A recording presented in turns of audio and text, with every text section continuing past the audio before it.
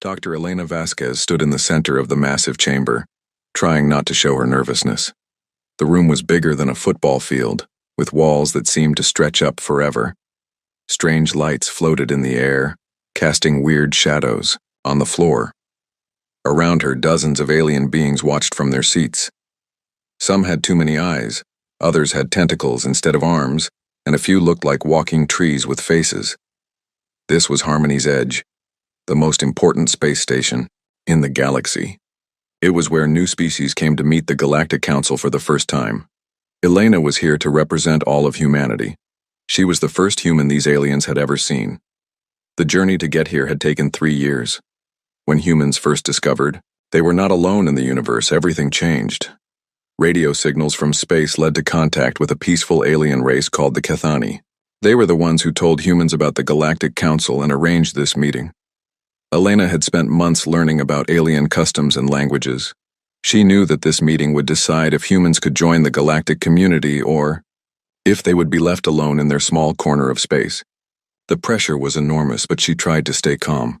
"Dr. Vasquez," said a voice that seemed to come from everywhere at once. Elena looked up and saw the council speaker, a tall blue being with 4 arms and silver eyes. "We welcome you to Harmony's Edge. Today we will conduct the standard evaluation to determine if your species is compatible with galactic civilization." Elena nodded. She had been told about this evaluation.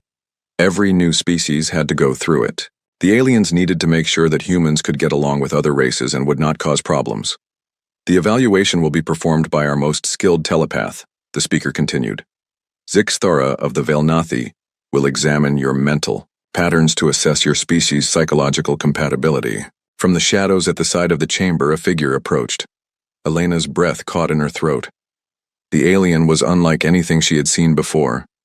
Zixthara was tall and thin, almost like a stretched-out human. Its skin was pale white and seemed to glow softly. It had no hair and its head was larger than a human's, but the most striking feature was its eyes. They were completely black, like looking into deep space. The Velnathi were famous throughout the galaxy. Elena had read about them during her preparation. They were the strongest telepaths anyone had ever encountered. They could read minds from across a room and could even share thoughts with multiple beings at once. For thousands of years, they had served as the Council's mental evaluators. Their touch could reveal the deepest thoughts and feelings of any creature. "Do not be afraid," Zixthara spoke, but its mouth did not move. The words appeared directly in Elena's mind. The voice was neither male nor female, but something in between. "This process has been performed on over 10,000 species. It is completely safe." Elena tried to relax. Around the chamber, other aliens watched with interest. Some were taking notes on strange devices. Others seemed to be communicating with each other through flashing lights or color changes in their skin. Everyone appeared calm and confident, as if this was just another routine day. Zixthara moved closer. Up close, Elena could see that the alien's skin had tiny patterns on it, like scales or feathers, but so small they were almost invisible. The black eyes seemed to look right through her. "I will need to make physical contact," Zixthara explained in her mind. "A simple touch on your forehead will allow me to examine your mental structure. The process takes only a few seconds." Elena nodded. She had been prepared for this. The Council had explained that physical contact was necessary for the telepathic evaluation. She had practiced staying calm and keeping her thoughts organized. She had been told to think about peaceful things, like Earth's oceans or quiet forests. The chamber fell silent. Even the floating lights seemed to dim slightly. Elena could feel the attention of every alien in the room focused on her and Zixthara. This was the moment that would determine humanity's future. Zixthara raised one long, thin hand. Its fingers were longer than human fingers and ended in what looked like silver tips. The alien moved slowly and carefully, as if performing a sacred ritual.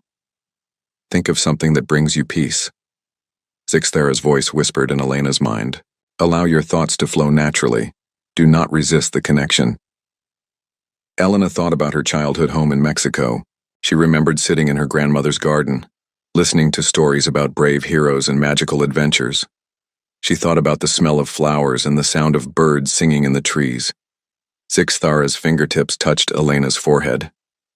For a moment, nothing happened. Elena felt a slight tingling sensation like a gentle electric current.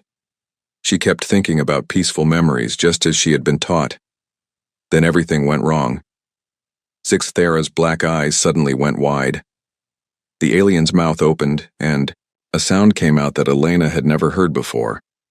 It was not quite a scream and not quite a roar, but something that seemed to come from the deepest part of terror and confusion. The sound was not just heard. It was felt. Every alien in the chamber reacted as if they had been struck by lightning. Several Veil Nathi who were sitting in the audience grabbed their heads and fell from their seats. Other telepathic species began making distressed noises. Some aliens started flashing bright colors while others began shaking uncontrollably. Zixthara stumbled backward, its hand still outstretched toward Elena. The alien's glowing skin began to flicker like a broken light. Its legs gave out and it collapsed to the floor, convulsing. Elena stood frozen in shock. She had no idea what was happening.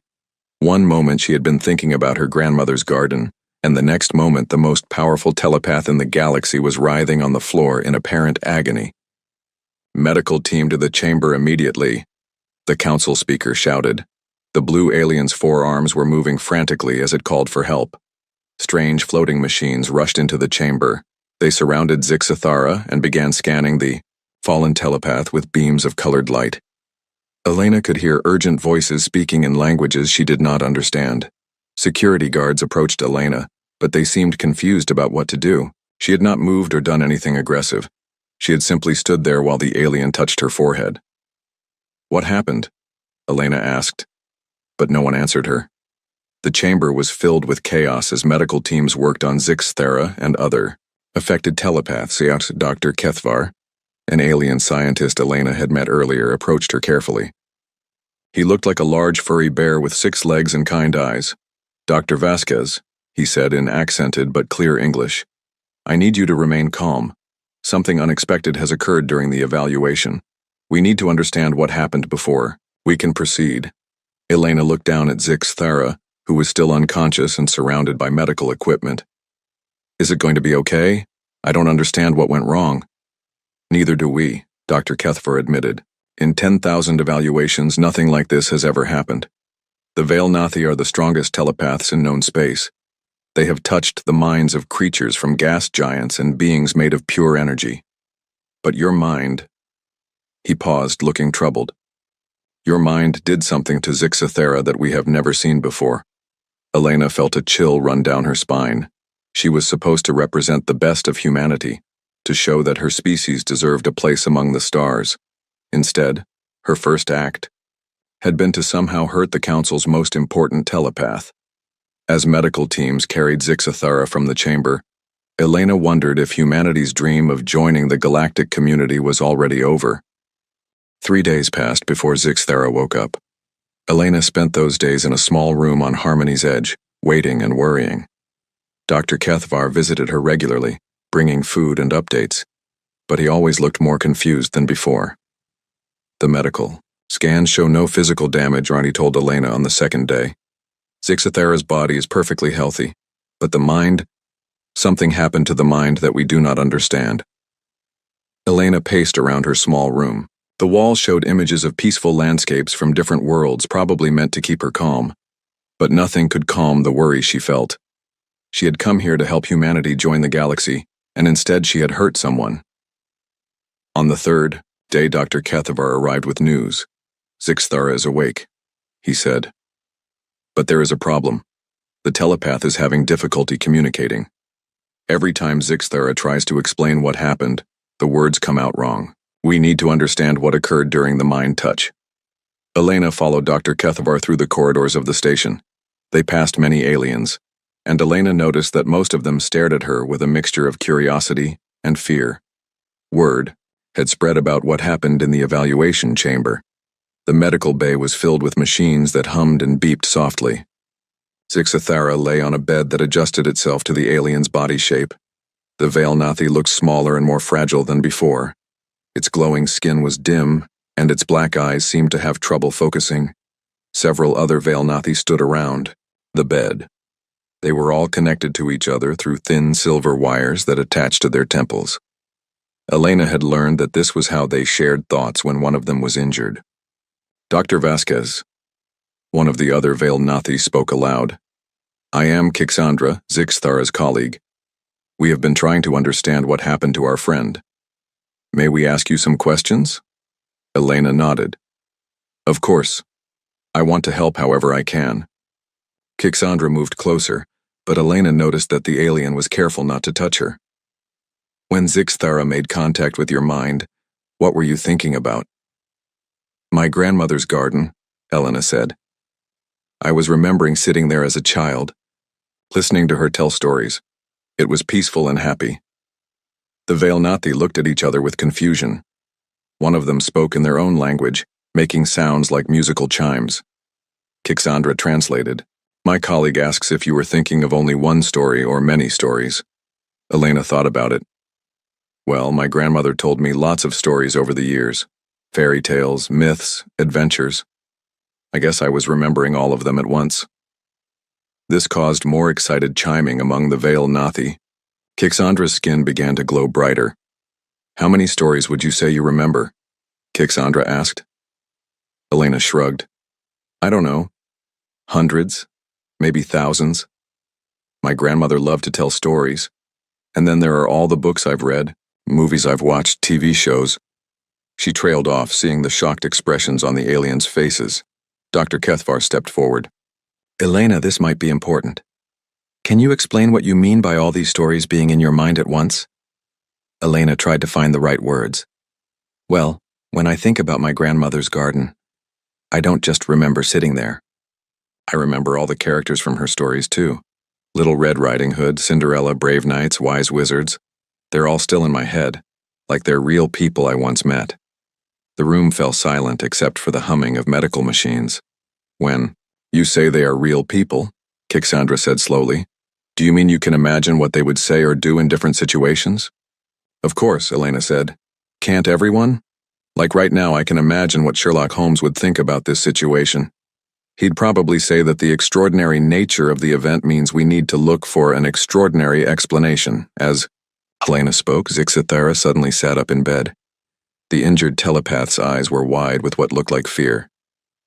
So many voices, Zixthara whispered, speaking aloud for the first time since the incident. All talking at once, all real, all alive. Kixandra quickly moved to Zixthara's side. What do you mean, friend? What voices? Zixthara pointed at Elena with a shaking hand. In her mind, not one consciousness, thousands, millions. Every story she has ever heard lives there as real as any person.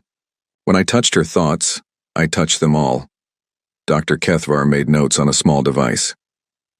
Zixthara, can you describe what you experienced more clearly? The injured telepath closed its eyes and spoke slowly. Imagine opening a door to what you think is a single room. But instead you find yourself in a vast city filled with people. Each person has their own life, their own thoughts, their own reality. But they all exist inside one mind. Elena felt a chill. Are you saying that when you read my thoughts you met the characters from stories? Not met, Zixthara said. Became. For a moment I was Little Red Riding Hood walking through the forest. Then I was the wolf hiding behind trees.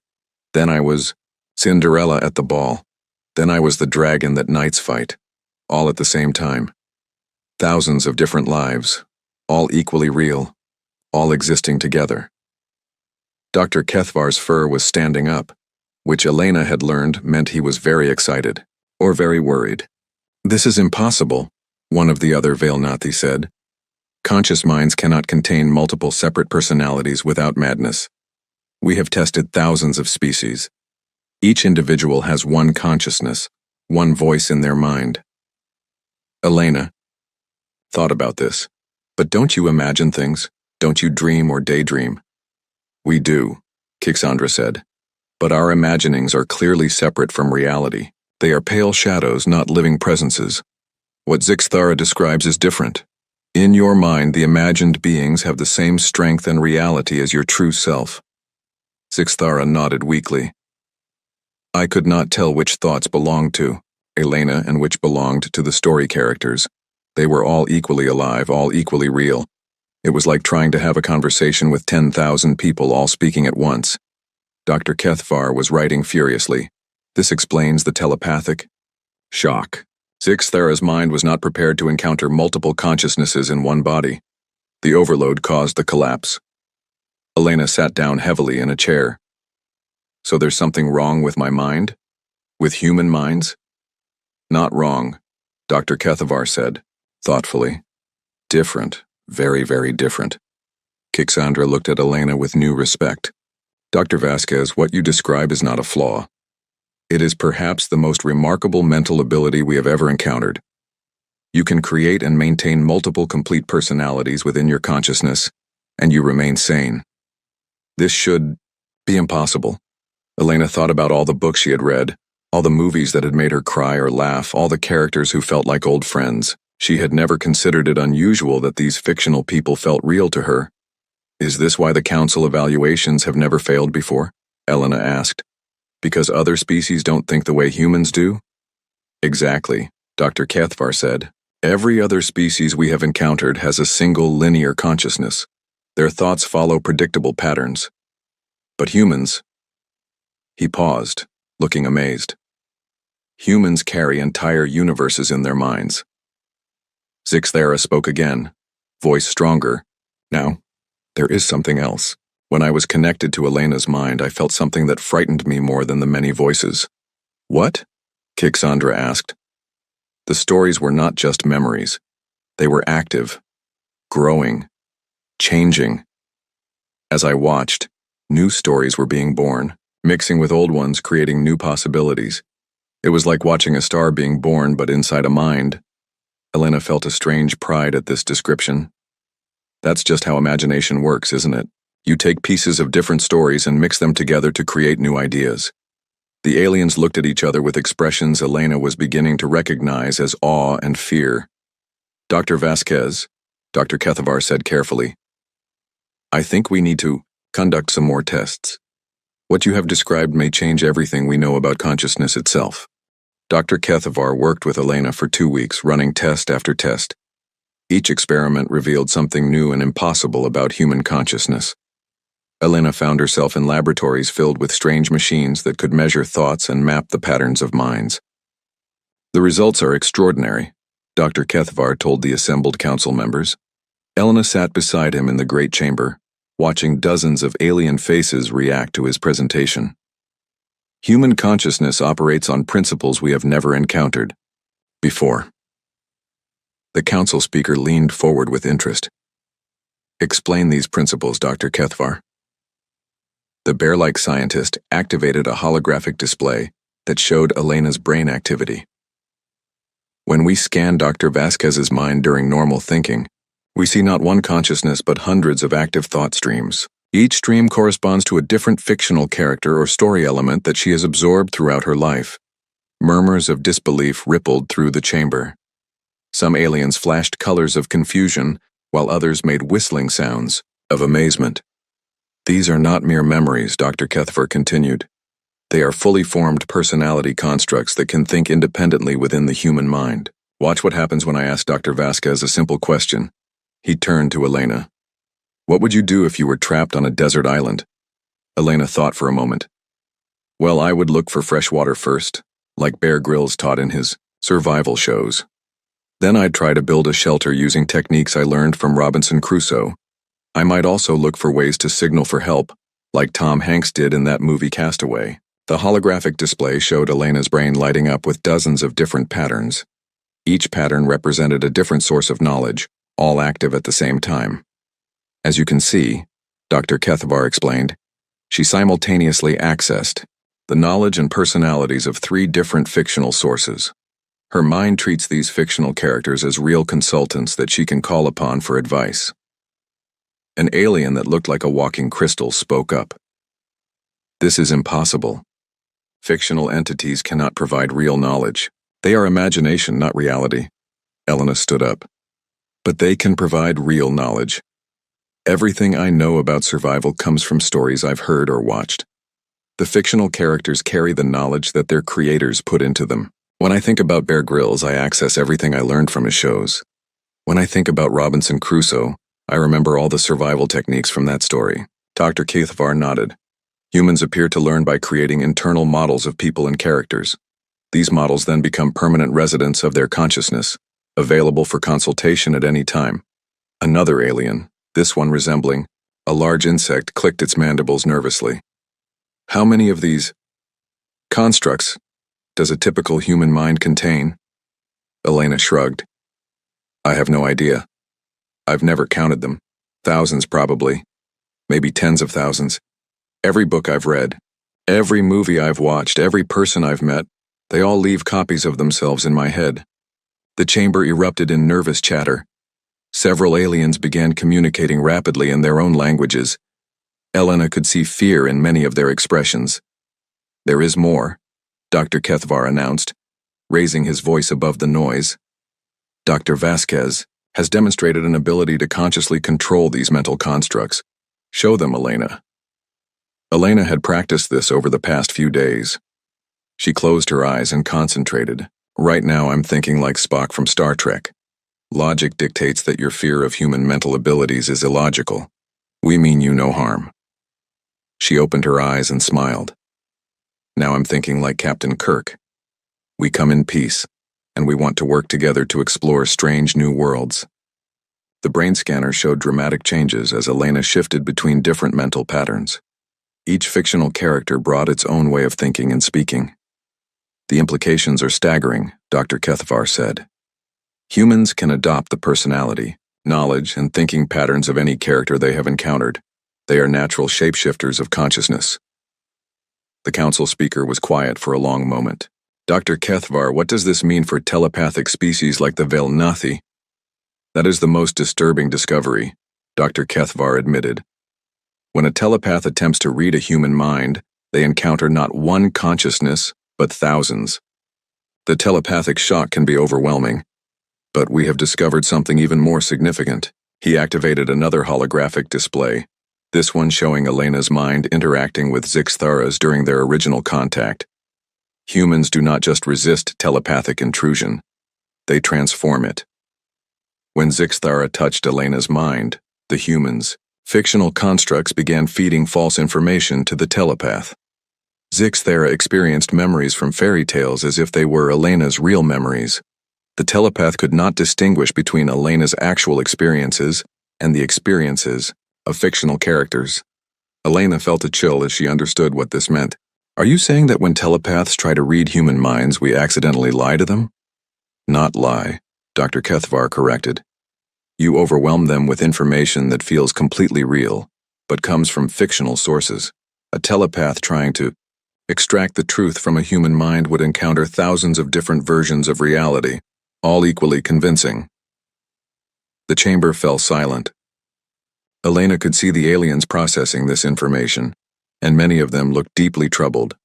An alien that resembled a floating jellyfish spoke in a voice like wind chimes.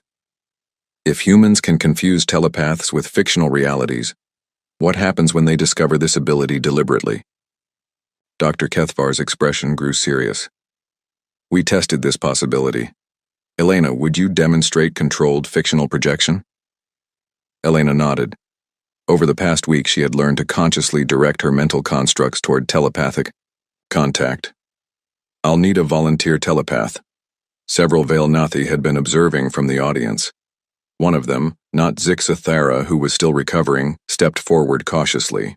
I will attempt contact, the telepath said, but I will maintain protective barriers. Elena concentrated, thinking about one specific story. I'm ready. The Velnathi reached out carefully and barely touched Elena's hand.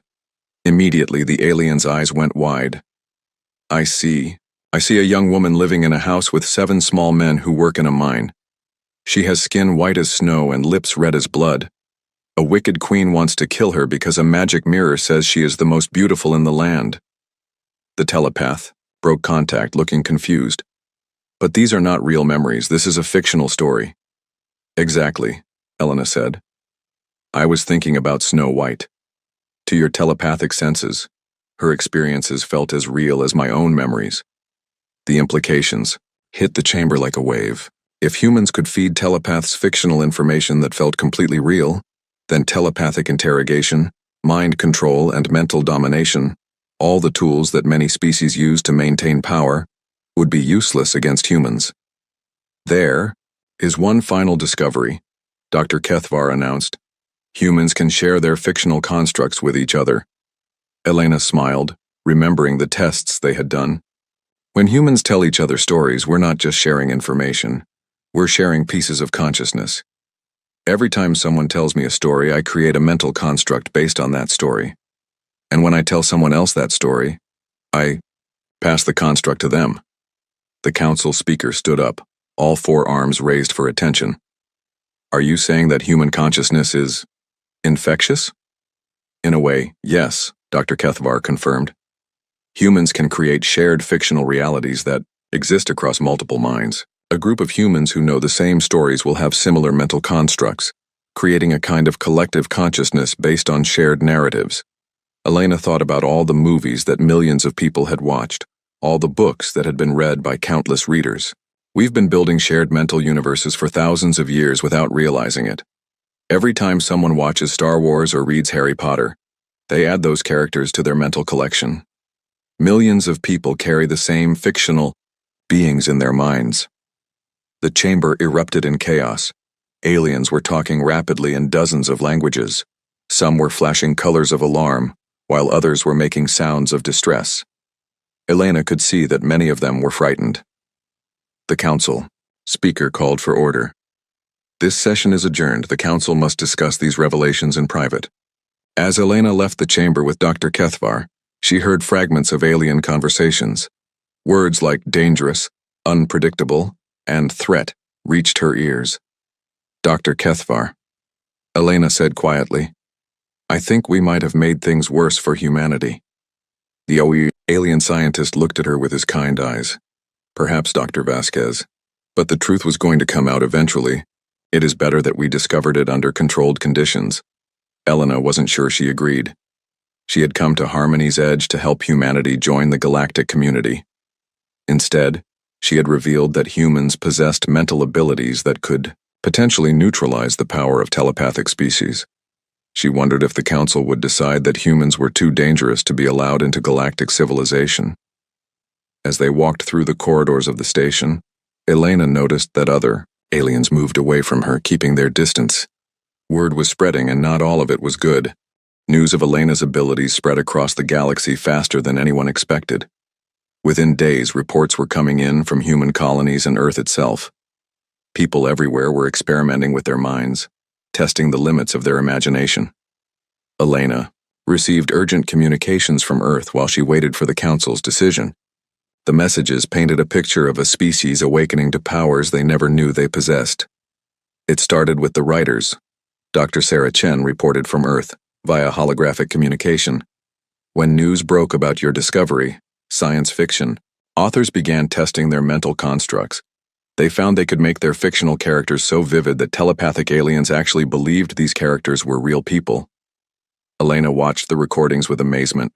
Writers were demonstrating their abilities on camera, creating fictional scenarios so detailed that alien observers became confused about what was real. The actors came next, Dr. Chen continued. Theater performers and movie actors discovered they could inhabit their roles so completely that telepathic aliens couldn't tell where the actor ended and the character began. A man playing Hamlet became Hamlet in every telepathic sense. But the most surprising development came from an unexpected source. The military took notice immediately, Dr. Chen said, her expression growing serious. They've started training units in what they're calling narrative warfare. Soldiers are learning to create shared fictional realities that can confuse enemy telepaths. Elena felt a mix of excitement and worry. How does narrative warfare work? The soldiers studied your brain scans and learned to coordinate their mental constructs, Dr. Chen explained. A squad of 12 soldiers can create a shared story so complex that telepathic enemies become lost in the mental maze. They tested it against some friendly Kethani telepaths. The aliens reported experiencing a battlefield that kept changing, with enemies that appeared and disappeared, and objectives that shifted constantly. Elena shook her head in amazement. The soldiers are turning war into a kind of interactive story? Exactly. And the telepaths can't distinguish between the fictional elements and real tactical information. They become so confused by the narrative contradictions that they have to break contact. Dr. Kethavar, who had been listening to the reports with Elena, made worried sounds deep in his throat. This will alarm the Council greatly. Many species rely on telepathic advantages in conflicts. More reports came in daily. Human teachers were discovering they could make lessons more effective by creating educational narratives that students could share mentally. Medical professionals found that patients responded better to treatment when doctors used fictional healing scenarios that felt real to telepathic healers. But the most significant development happened on the mining colony of New Tokyo. There was an incident, Dr. Chen reported grimly. A group of human miners encountered a Dominion patrol ship. Elena knew about the Dominion of Silence. They were a hostile empire that used telepathic warfare to conquer other species. Their ships sometimes entered Council space illegally, capturing people for slave labor. The Dominion ship tried to use mental domination on the miners, Dr. Chen continued. It's a technique they've used successfully on hundreds of worlds. They project overwhelming telepathic commands that force their victims to surrender. Elena leaned forward. What happened? The miners had been following news about your discoveries. When they felt the telepathic attack beginning, they did what came naturally to humans. They started telling each other stories. Shared stories. Stories about brave miners who fought off space pirates and won. The hologram showed security footage from the mining station. Elena watched as 20 human miners stood together, holding hands while invisible telepathic forces tried to break their minds. Instead of surrendering, the miners began talking rapidly to each other, building a shared narrative about heroic resistance. The Dominion telepaths reported complete failure, Dr. Chen said with satisfaction. Instead of dominating the miners' minds, they encountered a collective fiction about unstoppable heroes. The story was so vivid and convincing that the Dominion forces began to believe it themselves. They retreated in confusion. Elena felt a surge of pride. Humans weren't just defending themselves. They were turning their attackers' weapons against them. But the news wasn't all positive. The Council is in emergency session, Dr. Kethavar informed Elena. Many species are demanding immediate action. They see humanity as a threat to the telepathic balance of power that has maintained galactic peace for millennia. Elena spent her days in growing tension, knowing that her species' future hung in the balance. Some council members visited her, asking questions about human abilities and intentions. She tried to convince them that humans wanted only friendship and cooperation. Then Zixthara requested a private meeting. The Veilnathi telepath had recovered from the original incident but still looked fragile. They met in Elena's quarters, with Zixthara maintaining careful distance. Dr. Vasquez, Zixthara said, I need to understand something. When your species shares these fictional constructs, do you lose control of them? Elena thought carefully about the question. What do you mean? When multiple humans create a shared story, does the story begin to exist independently? Can it grow beyond what its creators intended? The question sent a chill down Elena's spine. She had been so focused on the practical applications of human mental abilities that she hadn't considered this possibility. I don't know, Elena admitted. We haven't been doing this long enough to find out. Zixthara's black eyes showed deep concern. During our original contact, I experienced something that still troubles me. Within your mind, I encountered fictional beings that seemed to have their own desires and goals, separate from your conscious intentions. They were not just memories or tools. They were independent entities living within your consciousness. Elena felt a new kind of fear. Are you saying the characters in my head might be alive? I do not know, Zixthara said honestly. But I fear what might happen if millions of humans begin creating shared fictional realities. What if these shared stories become so detailed and widespread that they achieve a kind of independent existence? Before Elena could respond, alarms began sounding throughout the station. Emergency lights flashed as a voice announced, all personnel to stations. Unidentified ships approaching. This is not a drill. Elena and Zixthera rushed to the observation deck, where they found Dr. Kethvar and other council members watching the approach of a massive fleet. The ships were dark and angular, designed to inspire fear. Dominion of Silence, Dr. Kethvar said grimly. Their entire Sixth Fleet. They must have learned about the mining incident. Elena counted at least 50 ships, each one larger than Harmony's Edge itself. What do they want? The answer came in the form of a broadcast that filled the station's communication systems. The voice was cold and emotionless, speaking in perfect galactic common language. Beings of Harmony's Edge, we come to claim the humans. Their mental abilities represent a threat to galactic order. Surrender them immediately, or face the consequences. Elena felt her stomach drop. The Dominion wasn't here to negotiate or study human abilities. They were here to capture or destroy humanity's representatives.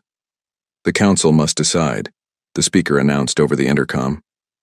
Do we surrender Dr. Vasquez to preserve peace, or do we risk war to protect a newly discovered species? Elena looked out at the approaching fleet, each ship bristling with weapons designed to break minds as well as bodies. For the first time since arriving at Harmony's Edge, she wondered if humanity's greatest strength might also be their greatest weakness. Zixthera, Elena said quietly. If the Dominion captures me, will they be able to use human mental abilities against other species? The telepath's expression grew dark. If they learned to control human consciousness, they could create fictional realities powerful enough to dominate entire worlds. They could turn your greatest gift into the ultimate weapon of conquest. Elena realized that humanity's fate was no longer just about joining the galactic community. It was about preventing their unique abilities from falling into the hands of those who would use them to enslave others. The Dominion fleet continued its approach, and Elena knew that everything was about to change. The council chamber had never seen anything like it. Representatives from hundreds of species argued frantically as the Dominion fleet drew closer. Some demanded that Elena be surrendered immediately to avoid war. Others insisted that humanity's abilities were too dangerous to fall into Dominion hands. Elena stood in the center of it all, knowing that her next words might determine the fate of her entire species. I have a proposal, she announced, her voice cutting through the chaos. The chamber fell silent. Even the floating light seemed to dim as every alien focused on her. The Dominion wants to capture human consciousness abilities for their own use, Elena continued. But they don't understand what they're trying to steal. Let me show them exactly what human imagination can do when it's used to defend rather than attack. The council speaker's forearms gestured nervously. Dr. Vasquez, the Dominion fleet contains over 50 ships with planet-killing telepathic weapons. How could you possibly resist such force? Elena smiled, thinking of all the reports she had received from Earth. By doing what humans do best. By telling a story so big and so powerful that it becomes real enough to change everything. Dr. Kethvar moved closer, his fur standing up with excitement and fear. What do you mean? I need to contact Earth immediately, Elena said. And I need every human in council space to participate in what we're about to do. Within an hour, Elena stood before a hastily assembled communication array that could reach every human colony and Earth itself. The Dominion fleet had stopped just outside weapon range, waiting for the Council's response to their demands. Citizens of humanity, Elena broadcast. This is Dr. Elena Vasquez speaking from Harmony's Edge. We face a crisis that will determine our future among the stars. I need every one of you to do something that may sound impossible, but I believe it's something only humans can achieve. Across human space, millions of people stopped what they were doing to listen. On Earth, in space, stations, on colony worlds, humans gathered around communication devices to hear Elena's words. I need you to imagine with me, Elena continued. Imagine a story so vast and detailed that it becomes a shield around all of humanity. Imagine Earth itself protected by the greatest heroes from every story ever told. Picture Captain Kirk and his crew patrolling our space. See Superman flying between our worlds. Envision Wonder Woman standing guard over our colonies. She paused, feeling the power of collective human imagination beginning to build. But don't just imagine them individually. Imagine them all working together. Every hero from every story, every brave character from every tale, all united to protect humanity from those who would harm us. On the station, telepathic aliens began to react with alarm. The Veil Nathi reported sensing something massive building in the mental space around Earth and the human colonies. Elena continued her broadcast, her voice growing stronger. Think of the Enterprise and the Millennium Falcon flying side by side. Picture Gandalf and Dumbledore casting protective spells around our worlds. See the Justice League and the Avengers working together. Make it real in your minds. Make it so detailed that even you begin to believe it. Across human space, something unprecedented began to happen. Millions of people started adding their own pieces to Elena's narrative. Children contributed their favorite cartoon heroes. Adults added characters from books and movies. Elderly people brought forward heroes from old stories and myths. The collective human imagination began to weave these elements together into a single, massive, shared narrative. On Harmony's Edge, alien telepaths were reporting impossible readings. The mental construct that humanity was building together had become so detailed and so widely shared that it was beginning to feel real, even to non-telepathic species. Dr. Vasquez, Zixathara said urgently, "What you are doing, it's working too well. The fictional reality you're creating is becoming so powerful that it might become independent of human control." Elena nodded, having expected this. That's exactly what needs to happen. The Dominion relies on mental domination. But how do you dominate something that exists in the space between reality and fiction? The Dominion fleet had begun moving again, closing in on Harmony's Edge. Their telepathic weapons powered up, ready to break the minds of everyone on the station. But as they approached, something impossible appeared between them and their target. The lead Dominion ship suddenly reported contact with what appeared to be a massive space fleet. Ships that looked familiar from human entertainment began materializing around Harmony's Edge. The Enterprise, the Millennium Falcon, Star Destroyers, Battle Stars, dozens of vessels from human fiction appeared to defend the station. Impossible, the Dominion commander broadcast. These ships do not exist. They are from human entertainment programs. Elena's voice reached across space, carried by the collective power of human imagination. That's where you're wrong. They exist because we believe in them. They're real because millions of humans have made them real. The Dominion forces tried to push through the fictional fleet, but their telepaths encountered something they had never faced before. Instead of minds to dominate, they found themselves in contact with shared human narratives so complex and detailed that they couldn't distinguish between real and fictional elements.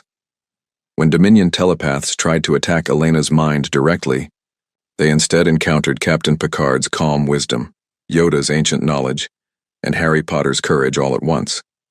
The fictional characters didn't just resist the mental assault, they transformed it into part of their own stories. "This is Captain Kirk," Elena said, her voice carrying the authority of the fictional character as millions of humans imagined him speaking. "We are Starfleet, and we don't surrender to bullies." The collective human narrative had become so powerful that even Elena was no longer sure where her own consciousness ended and the shared fictional reality began. She found herself thinking with the voices of 1,000 heroes, speaking with their combined wisdom and courage. The Dominion fleet found itself engaged in a battle that followed no rules they understood. Their weapons worked perfectly on the fictional ships, destroying them completely. But every destroyed vessel was immediately replaced by another, as millions of human minds continued feeding the narrative. Worse, the fictional characters began to affect Dominion thinking. Telepaths who tried to penetrate the human defense found themselves accidentally absorbing parts of the stories. Dominion soldiers began questioning their orders, influenced by heroes who always stood up to tyranny. "Retreat," the Dominion commander finally ordered. "This is not a battle we can win. The humans have weaponized chaos itself." As the Dominion fleet withdrew in confusion, Elena felt the shared human narrative beginning to settle into something more stable. The fictional fleet remained visible to telepathic senses, but it no longer felt like it might spiral out of control. "Dr. Vasquez," the council speaker said in amazement, "how did you know that would work?" Elena smiled, feeling exhausted but triumphant. "Because I finally understood what makes humans special. We don't just imagine things. We make our imagination real enough to touch other minds. We've been doing it for thousands of years through stories, myths, and legends. Today, we just did it on a galactic scale. Zixthera approached carefully, still awed by what had happened. The collective narrative you created, it's still there. Millions of humans are maintaining it together. You've created a shared consciousness based on fictional heroes. Elena nodded. And as long as humans continue to believe in heroes, in justice, in standing up to bullies, that shared consciousness will protect us. We've turned our greatest strength, our ability to make fiction feel real, into our greatest defense. Dr. Kethvar was recording everything, his scientific mind racing to understand the implications. You've changed the fundamental nature of consciousness itself. You've proven that shared belief can create its own reality. In the weeks that followed, the galaxy began to adapt to a new truth. Humanity was not just another species joining the galactic community. They were a species that could make their dreams and stories real enough to affect the physical world. The Council formally welcomed humanity, but with a new understanding. Humans weren't just citizens of the galaxy. They were its storytellers, its dreamers, and its guardians against those who would use mental power for evil. Elena remained on Harmony's edge as humanity's first ambassador, but she was no longer alone. She carried with her the voices of every hero humanity had ever imagined, and she knew that as long as humans continued to tell stories, those heroes would be there to help. When young aliens asked her how humans had defeated the Dominion, Elena would smile and say, "We told them a story so good they had to believe it, and once they believed it, it became real enough to save us all." The age of telepathic domination was over.